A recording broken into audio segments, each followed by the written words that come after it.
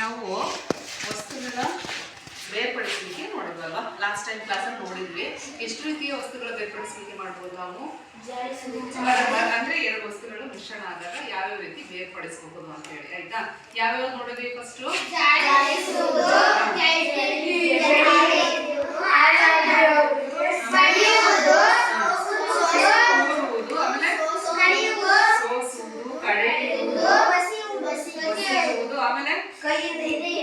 ಕೈಯಿಂದ ಆರಿಸುವುದು. ಈಗ ಕೆಲವೊಂದು ವಿಧಾನಗಳನ್ನ ಇಲ್ಲಿ ನಾವು ಪ್ರಯೋಗಗಳು ನೋಡೋಣ, ಆಯ್ತಾ? ಈಗ ಉದಾಹರಣೆಗೆ ಈಗ ಎರಡು ವಸ್ತುಗಳು ಮಿಶ್ರಣ ಆಗಿದ್ದಾವೆ. ಇದ್ರೊಳಗಡೆ ಯಾವ್ಯಾವ ಕಾಳು ನೋಡ್ರಿ?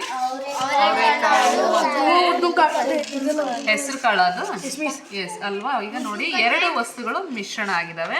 ಈಗ ನಾವು ಸಪ್ರೇಟ್ ಮಾಡ್ಬೋದು. ಸಪ್ರೇಟ್ ಮಾಡೋ ಕುಶಾಲು ಈ ಕಡೆ ಬೆಳಕು ಬಿಡಿ.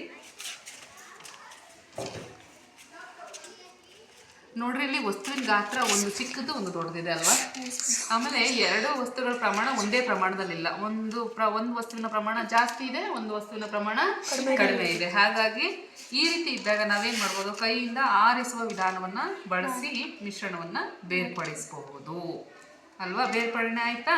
ನೋಡ್ರಿ, ಅವರೆಕಾಳು ಒಂದ್ ಕಡೆ ಆಯ್ತು, ಮತ್ತೆ ಇದು ಅಲಸಂದೆ ಕಾಳು ಅನ್ಕೋತೀನಿ. ಅಲಸಂದೆ ಕಾಳು ಸಪ್ರೇಟ್ ಆಯ್ತು. ನೋಡಿ, ಇದು ಕಡಿಮೆ ಪ್ರಮಾಣದಲ್ಲಿದೆ, ಇದು ಹೆಚ್ಚು ಪ್ರಮಾಣದಲ್ಲಿದೆ. ಆಮೇಲೆ ನಮಗೆ ಆಯ್ಕೆ ಮಾಡ್ಕೊಳ್ಳೋಕೆ ಇದು ದೊಡ್ಡ ಪ್ರಮಾಣದಲ್ಲಿದೆ, ಇದು ಚಿಕ್ಕ ಪ್ರಮಾಣದಲ್ಲಿದೆ. ಇದು ಒಂದು ಪ್ರಯೋಗ ಆಯಿತು, ಕೈಯಿಂದ ಆರಿಸುವುದು. ಎರಡನೇದು ಇಲ್ಲಿ ನೋಡಿ, ಇಲ್ಲಿ ಒಂದು ನೀರು ಕಾಣಿಸ್ತಿದೆ ನೋಡಪ್ಪ ಅಲ್ವಾ? ಸೊ ಈ ನೀರು ಗಲೀಜಾಗಿರೋ ನೀರು ಅಲ್ವಾ? ಸೊ ನೋಡಿ, ಕೆಳಗಡೆ ಎಲ್ಲ ಕಾಣಿಸ್ತಿದೆ ಅಲ್ವಾ? ಅಂದ್ರೆ ಗಟ್ಟಿಯಾದ ಪದಾರ್ಥ ಅಂದ್ರೆ ಮಣ್ಣು ಏನಾಗಿದೆ, ಕೆಳಗಡೆ ಬಂದು ಶೇಖರಣೆ ಆಗಿದೆ ಅಲ್ವಾ? ಸೊ ಇದು ಶೇಖರಣೆ ಆಗಿದೆ ಅಂದ್ರೆ ಈ ಥರದನ್ನು ಕೊಡಿ. ಒಂದು ನೀರಿದೆ, ಒಂದು ಘನ ಇದೆ ಅಲ್ವಾ? ಸೊ ಇವು ಹೆಂಗೆ ಸಪ್ರೇಟ್ ಮಾಡ್ಬೋದು? ಯಾರು ಹೇಳ್ತೀರಾ ಇದನ್ನ ಹೆಂಗೆ ಸಪ್ರೇಟ್ ಮಾಡ್ಬೋದು ಅಂತೇಳಿ?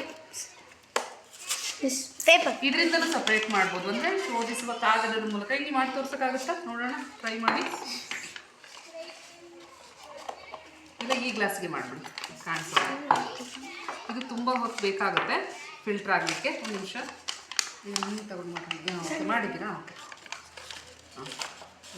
ಹಾಂ, ಎಸ್ ಹಾಗೆ ಇದೆ. ಫೋಲ್ಡ್ ಇಟ್ ಮಾಡಿ. ನಾನು ಇದನ್ನೇ ಮಾಡಿಬಿಡಿ ಜಸ್ಟ್. ಓಕೆ, ಹಾಕಿ ಹಾಕಿ. ಇದು ತುಂಬ ಟೈಮ್ ತಗೊಳುತ್ತೆ. ಇಲ್ಲಿ ಈ ಕಡೆಗೆ ಇದು ಆಗ್ತಾ ಇರಲಿ. ಒಂದೊಂದೇ ಡ್ರಾಪ್ ಕೆಳಗಡೆ ನೀರು ಏನಾಗುತ್ತೆ, ಫಿಲ್ಟರ್ ಆಗಿ ಕೆಳಗಡೆ ಬರುತ್ತೆ. ಈ ಕಡೆ ಬನ್ನಿ. ಅದು ಟೈಮ್ ತಗೊಳುತ್ತೆ. ನೋಡೋಣ ಅಲ್ಲಿ ಎಷ್ಟು ಪ್ರಮಾಣದಲ್ಲಿ ಶುದ್ಧವಾದ ನೀರು ಕೆಳಗಡೆ ಬರುತ್ತೆ ಅಂತೇಳಿ. ಓಕೆನಾ? ಆಮೇಲೆ ಇನ್ನೊಂದು ರೀತಿಯಲ್ಲೂ ಮಾಡ್ಬೋದು. ಹೆಂಗೆ ಅಂದರೆ ನೋಡಿ, ಇಲ್ಲಿ ಕೆಳಗಡೆ ವಸ್ತು ಕೆಳಗಡೆ ಶೇಖರಣೆ ಆಗಿದೆ ಅಲ್ವಾ?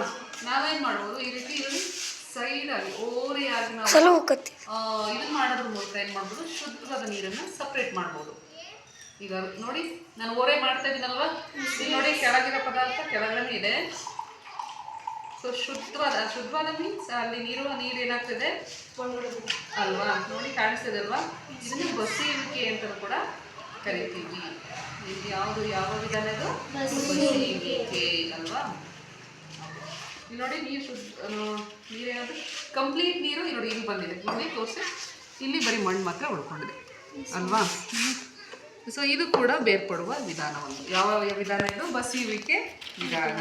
ಅನಂತರದಲ್ಲಿ ನೋಡಿ, ನೀನು ಸ್ವಲ್ಪ ಹೊತ್ತು ಬಿಟ್ಟರೆ ಅದು ಕೆಳಗಡೆ ಫಿಲ್ಟರ್ ನೀರು ಇದಾಗಿರುತ್ತೆ. ಆ್ಯಕ್ಚುಲಿ ಇದು ಶೋಧಿಸುವ ಕಾಗದ ಆದರೆ ಬೇಗ ಫಿಲ್ಟರ್ ಆಗುತ್ತೆ. ಇದು ನಾವು ನಾರ್ಮಲ್ ಪೇಪರ್ ಯೂಸ್ ಮಾಡಿರೋದ್ರಿಂದ ಅದು ಸ್ವಲ್ಪ ಟೈಮ್ ತಗೊಳುತ್ತೆ. It's okay. ಈಗ ನಾವು ಹೊರಗಡೆ ಇರೋ ಮಣ್ಣನ್ನು ತಗೊಂಡಿಲ್ವಲ್ವಾ? ಇದರಲ್ಲಿ ಎಷ್ಟೊಂದು ಕಬ್ಬಿಣದ ರಚೆಗಳು, ಕಬ್ಬಿಣದ ಸಣ್ಣ ಸಣ್ಣ ಪೀಸ್ಗಳು ಮಿಶ್ರಣ ಆಗಿರ್ತವೆ. ಸೊ ನಾವು ಈ ಮಣ್ಣಲ್ಲಿರುವ ಕಬ್ಬಿಣವನ್ನು ಹೇಗೆ ತೆಗಿಬೋದು ಅಂತ ನೋಡಿಬೇಕಿದ್ರೆ ಇದನ್ನೇನಂತೀವಿ ನಾವು? ಅಯಸ್ಕಾಂತ ಅಲ್ವಾ? ಸೊ ಅಯಸ್ಕಾಂತ ನೀವೆಲ್ಲ ನೋಡಿರ್ತೀರ. ನೋಡಿ, ಒಂದು 5 ನಿಮಿಷ ಮಾಡಿದ್ದೀವಿ.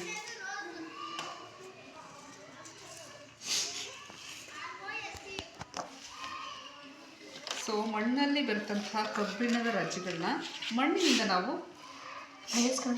ಅಯಸ್ಕಾಂತದ ಮೂಲಕ ಬೇರ್ಪಡಿಸಬಹುದು. ಅಂದರೆ ಯಾವ ವಸ್ತುಗಳು ಅಯಸ್ಕಾಂತಕ್ಕೆ ಅಂಟ್ಕೊಳ್ತಾವೋ ಆ ಅಂಟ್ಕೊಳ್ಳೋದ್ರ ಮೂಲಕ ಆ ಮಿಶ್ರಣ ಆಗಿರೋ ವಸ್ತುಗಳಿಂದ ಬೇರ್ಪಡಿಸಬಹುದು ಅಲ್ವಾ? ಇದನ್ನ ನಾವು ಯಾವ ವಿಧಾನ ಅಂತ ಕರಿತೀವಿ? ಅಯಸ್ಕಾಂತೀಯ ವಿಧಾನ. ಯಾವ ವಿಧಾನ? ಅಯಸ್ಕಾಂತೀಯ ವಿಧಾನ. ಸೊ ಇಲ್ಲೂ ಕೂಡ ಮಾಡ್ಬೋದು. ನೀವು ದೊಡ್ಡ ಕಡೆ ಎಲ್ಲ ಪೇಪರ್ ಬಂಟಿಂಗ್ಸು ಅವನ್ನೆಲ್ಲ ಹಾಕಿರ್ತಾರಲ್ವಾ, ದೊಡ್ಡ ಪ್ರೋಗ್ರಾಮ್ಸ್ ಎಲ್ಲ ಮಾಡ್ತಾರಲ್ವಾ, ಅಲ್ಲಿ ಪಿನ್ಸ್ಗಳು ಎಲ್ಲ ಯೂಸ್ ಮಾಡಿರ್ತಾರೆ. ಸೊ ಒಂದೇ ಪ್ರಮಾಣದಲ್ಲಿ ನಾವು ತಗೊಳಕ್ಕಾಗಲ್ಲ. ಅವಾಗ ಏನು ಮಾಡ್ಬೋದು ನಾವು ಅಯಸ್ಕಾಂತ. ದೊಡ್ಡ ಅಯಸ್ಕಾಂತ ಬಳಸ್ಬಿಟ್ಟು ಅಲ್ಲಿರುವಂತಹ ಕಬ್ಬಿಣದ ವಸ್ತುಗಳನ್ನ ಆಕರ್ಷಣೆ ಮಾಡ್ಕೊಳ್ಳೋದ್ರ ಮೂಲಕ ಕಬ್ಬಿಣದ ವಸ್ತುಗಳನ್ನ ತೆಗೆದುಕೊಳ್ಬೋದು. ಸೊ ಇದು ಒಂದು ವಿಧಾನ. ಇನ್ನು ಯಾವ್ಯಾವ ವಿಧಾನ ನಾವು ಬಿಟ್ವಿ? ಇದನ್ನ ಬಿಟ್ಟು ಬಡಿಯುವಿಕೆ ವಿಧಾನ. ಸೊ ಬಡಿಯುವಿಕೆ ವಿಧಾನದಿಂದ ಹೆಂಗ್ ಸಪರೇಟ್ ಮಾಡ್ಬೋದು ನಾವು? ಕಾಳುಗಳಲ್ಲಿ ನಾವೇನ್ ಮಾಡ್ತೀವಿ, ಕಾಳುಗಳಿರ್ತಾವಲ್ವಾ, ಸೊ ಕಾಳುಗಳಿದ್ದಾಗ ನಾವೇನ್ ಮಾಡ್ತೀವಿ, ಬಡಿಯೋದ್ರ ಮೂಲಕ ಆ ಕಾಳುಗಳನ್ನ ಸಪರೇಟ್ ಮಾಡ್ತೀವಿ ಅಲ್ವಾ. ಉದಾಹರಣೆಗೆ ಯಾವ್ಯಾವ ಧಾನ್ಯ ಸಪರೇಟ್ ಮಾಡ್ಬೋದು? ಯಾವ್ಯಾವ ಧಾನ್ಯ? ಎಲ್ಲ ಕಾಳುಗಳನ್ನ ಸಪರೇಟ್ ಮಾಡೋದು. ಇವಾಗ ಬಡಿಯೋದು ಯಾರು ಬಡಿತಾರೆ ಅಂತ ಹೇಳಿ ಏನ್ ಮಾಡ್ತಾರೆ, ರೋಡಲ್ಲಿ ಹಾಕೊಂಡಿರ್ತಾರಲ್ವಾ ಬಸ್ಗಳು, ವೆಹಿಕಲ್ಸ್ಗಳಲ್ಲಿ ಹೋದಾಗ ಏನಾಗುತ್ತೆ, ಒತ್ತಡ ಜಾಸ್ತಿಯಾಗಿ ಕಾಳುಗಳು ಇರ್ತವೆ ಅಲ್ವಾ. ಸರಿ ಆಯ್ತು, ಈ ಒಟ್ಟು ಕಾಳನ್ನು ಸೇರಿಸ್ಕೊಂಡು ಅದನ್ನ ಯಾವ ವಿಧಾನದ ಮೂಲಕ ನಾವು ತೂರುವಿಕೆ ಅಂದ್ರೆ ಅದ್ರಲ್ಲಿ ಯಾವ ತರ ಇರುತ್ತೆ, ಒಟ್ಟುಗಳು ಅಗ್ರವಾಗಿ ಇರ್ತಾವಲ್ಲ. ಸೊ ಅಗ್ರವಾದ್ರಿಂದ ನಾವು ಗಾಳಿ ಬೀಸೋದ್ರ ಕಡೆ ಇಟ್ಕೊಂಡಾಗ ಏನಾಗುತ್ತೆ, ಅಗ್ರವಾದ ಪದಾರ್ಥಗಳೆಲ್ಲ ಏನಾಗುತ್ತೆ, ಗಾಳಿ ಕಡೆ ತುರ್ಕೊಂಡು ಹೋಗುತ್ತೆ. ಭಾರವಾದ ಕಾಳುಗಳಲ್ಲಿ ಏನಾಗ್ತದೆ, ಕೆಳಗಡೆ ಬೀಳುತ್ತೆ. ಸೊ ಈ ರೀತಿನೂ ಕೂಡ ನಾವು ಸಪರೇಟ್ ಮಾಡಬಹುದು ಅಲ್ವಾ. ಮತ್ತಿನ್ ಯಾವ ವಿಧಾನ ಬಿಟ್ವಿ? ಆವಿ ಹಾಕೋಬೇಕು. Very good. ಈಗ ನೀರಲ್ಲಿ ಮಂಜುಗಡ್ಡೆ ಏನಾದ್ರು ಮಿಶ್ರಣ ಆಗಿತ್ತು ಅಂತಂದ್ರೆ, ಸೊ ನಾವೇನ್ ಮಾಡ್ಬೋದು, ಚೆನ್ನಾಗಿ ಕಾಯಿಸೋದ್ರ ಮೂಲಕ ಆ ಘನವಾದಂತಹ ಮಂಜುಗಡ್ಡೆ ಆವಿ ಆಗೋದ್ರ ಮೂಲಕ ನಾವು ಸಪರೇಟ್ ಕೂಡ ಮಾಡ್ಬೋದಲ್ವಾ.